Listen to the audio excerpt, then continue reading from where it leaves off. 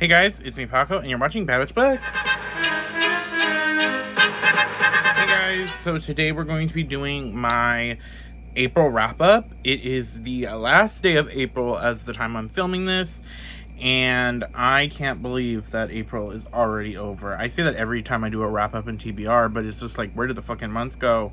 I read in April about 9 books. I will be going over more of that in stats months, but I feel like I had a good vibe of books read. I think I am finally, knock on wood, out of my reading slump that I was in the beginning of the year. So we're hoping the spring energy, summer energy is going to last for the rest of the year. But let's get into the books. Oh, well, not let's get into the books. Let's get into Stats Paco. It's Stats Paco. Hi, y'all. Okay, I don't know where that southern accent or my attempt at it came from. But we are here to look at the stats of the hour. So in the month of April, I read 9 books, about 304. Thank you, Stats Paco. Now we'll go into the reviews of the books that I've read in the month of April. So the first book I read for the month of April was Our Infinite Fates by Laura Stevens. This is about 2 characters, what are their names? Evelyn and Arden, who are born and then die before they reach 18. Born, die, or kill each other at 18 and then are born again and have been doing this for millennia. Evelyn has been hunted by Arden all of her lives and she doesn't know why, but she is drawn to them. They kind of love each other and it's just a lot of that. I thought this book was beautiful gowns. The writing was really pretty, but I just didn't care enough. I felt like it was okay, but it just wasn't for me. I felt like this book just didn't do it for me that well. And so I'm going to give it a low 3, almost 2 stars. I just could not, I felt like it was too short and that we didn't get enough time for the character. There was some interesting stuff about gender and sexuality in here, but I didn't get enough of what I wanted, and I felt like the ending was very rushed. So, 2 stars. The next book I read was Throne of Secrets by Carrie Malcocelco. This was the first book that I read for the Bingo Board 2025 for April. This fit the title challenge. It was what is it? Basically, the prompt was common used words in the title, and one of the common used words was secrets, Throne of Secrets. This is a part of Carrie Malcocelco's Throne series, which is a spin-off of The Kingdom of the Wicked. This follows Prince Gluttony and the demon reporter Adriana as they're trying to figure out mysteries that involves ice dragons and the court. And I enjoyed this. This was not my favorite of the book, the Throne series. I enjoy the Throne series. They're Princes of Sins. It's smutty. It's fantasy. It's fun. The world's fun. I just didn't love it as much as I loved Throne of the Fallen. Is my favorite so far, and I'm also more going into this. It took me a minute to get into this one, to finally read this one, was because Gluttony's just not my favorite prince of all the princes. Even though this book did make me like Gluttony, I am more interested in Sloth and Pride are the ones I really want to know what's going to happen with, maybe even Greed. So of all the remaining brothers left, this was my least favorite brother. So it was a Cinderella retelling, which was pretty kind of fun, and how they did the Cinderella aspect of it and tying it in with the overall story. But it was overall a 3, almost 4 stars, so still fun. Next book I read was Sword Heart by Tim Kingfisher.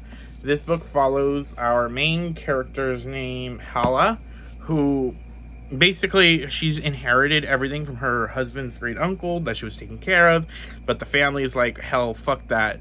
We don't like that, so they lock her in her room, and she's like, well, I could try to fight, or I could try to kill myself, and end myself, and the money can go to my nieces that are far away. And when she pulls the sword to do the action, Knight comes outside of the sword and is hey, and they are forced to work together because he's now service to her. And it was a fun romantic fantasy vibes. It was very low stakes, even though that is a serious ending yourself is a serious topic, but it wasn't like she was like, I want to die. It was more like, this was her only option she could think of at the time. And so I enjoyed it. It was fun. It's not my favorite Tinky Fisher book. I will read more because I think she's writing more in this series. I'm intrigued to know what happens with the other swords. But it was overall really fun. The humor was funny, so I'm going to give this like this was like a 4, I think. Okay, next was Coven by Harper L. Woods. I read this as a part of my Fairy Loot challenge to read all my Fairy Loot books. And this follows... what is her name? Willow. She is a witch who's grown up outside of the Coven because her mother ran away. And she is kind of forced to go back to the Coven after her mother's funeral. She is found by the demon headmaster, or vampire. He's more of a vampire than demon at this point. And they start to have this, like, will they, won't they? She wants to bring down the Coven. He kind of wants to, too, for different reasons and shit like that. And I enjoyed it, especially, like, the world building was really enjoyable. The way that she did the witches were really fun, and the vampires and the demons. And all the lore aspects of the world were fun. But I could not stand our 2 main characters. Willow was so irritating because she was type of, I'm a bad girl. I'm dark and mysterious, but I'm going to fall for every freaking trick in the book. And our main guy was creepy. Like, I get it. He's like 600 something blank plus years old. And I think she's like a teenager, but he was still like her professor. Or her headmaster for the school, and it just did not sit right with me. It wasn't convincing enough for me to be like, yeah, fuck it, I like this relationship. It just wasn't doing it for me. Because they were talking about, like, hate fucking, and they had met, like, 30 minutes ago. And I'm like, you can't be hating, enemies to lovers hating if you just met 30 minutes ago. And it's like, y'all had one word before, and you're already talking about, like, wanting to bend her over. So it just wasn't for me. It just wasn't. I gave it like a low 2. It just, the more I think about it, the more it pisses me off. Because I get more pissed off because I liked aspects of it. Because the witchy aspects were really interesting and fun, and I just didn't get enough of that. I got more of their, like, hate fucking energy. They said I hate fucking a lot in this book. It was like, you could make a game out of it, how many times they said it in the book. Next book I read was Dark Rise by C.S. Pacat.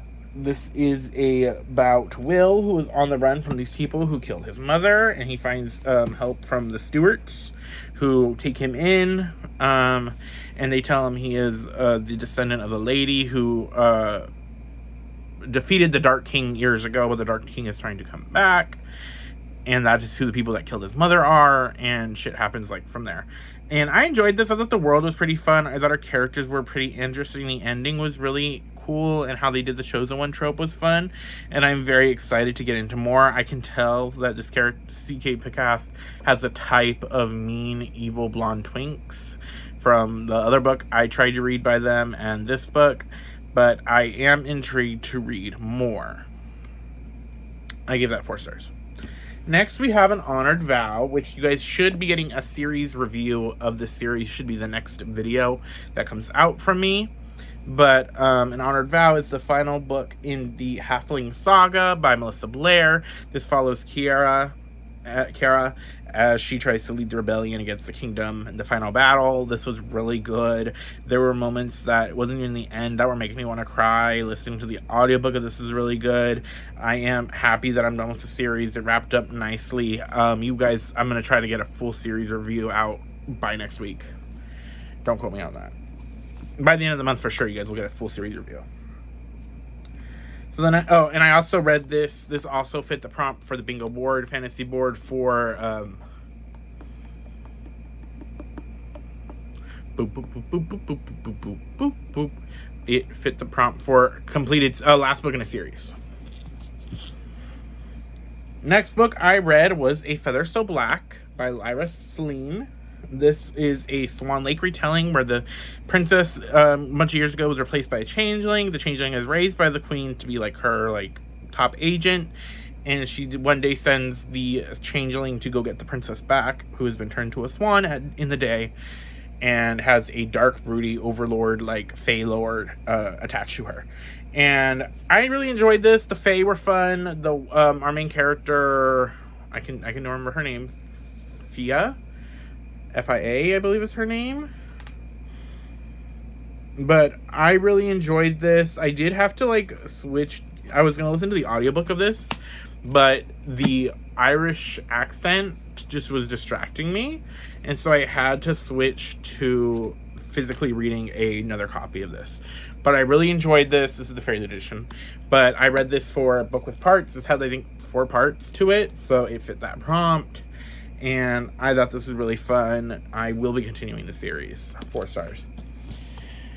Okay, the last book was not the last book, I have one more book after this. The next book was Serpent and Dove by Shelby Mahurin. This was a reread. Me, Helen, and Princess are rereading the entire series, 1 book a month. So next month we'll be reading Blood and Honey. But this follows Lou and Reed. One's a witch, one's a witch hunter, as they're forced to get married. I love this series. This was the 5-star reread for me. I love Lou as a main character, one of my favorite characters. This is one of my favorite series. I'm very excited to get into rereading this. The magic's fun. The world is fun. I'm very excited to get to book 2. So, and the last book that I just finished today, like before I filmed this, I finished Relit, 16 Latinx remix of classic stories, edited by Sandra Proudman with a bunch of different Latinx authors. This was really fun. It was an anthology, so there was a lot of stories that hit and a lot of stories that missed. I really liked the Jane Eyre retelling was fun. The Hades and Persephone one was fun. The Minotaur one was fun. And the, what was the last one I really, really liked was the